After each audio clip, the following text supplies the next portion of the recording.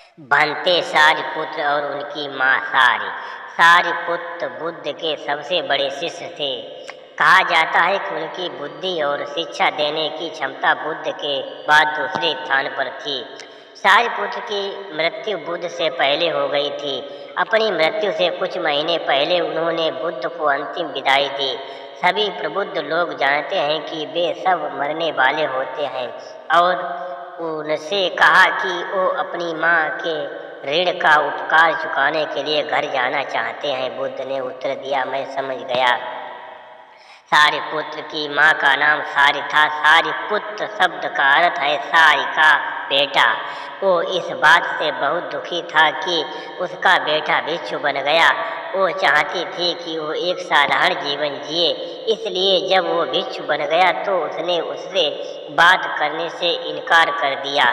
जब सारी ने सुना कि उसका बेटा वापस आ रहा है तो वो बहुत खुश हुई, लेकिन जब उसने उसे देखा और पाया कि वो अभी भी एक भिक्षु है तो उसने उससे मिलने या उससे बात करने से इनकार कर दिया।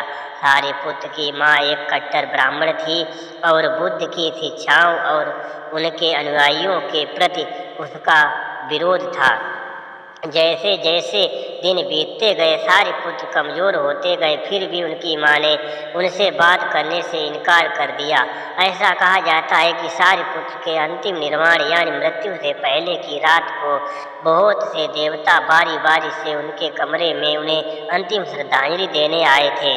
शास्त्रों के अनुसार सारिपुत्र न केवल मनुष्यों के प्रसिद्ध गुरु थे बल्कि वे देवताओं के भी गुरु थे। ये सभी देवता अपने गुरु को अलविदा कहने आए थे। ऐसा कहा जाता है कि देवताओं की शानदार दिव्य प्रकाश ने पूरे कमरे को रोशन कर दिया।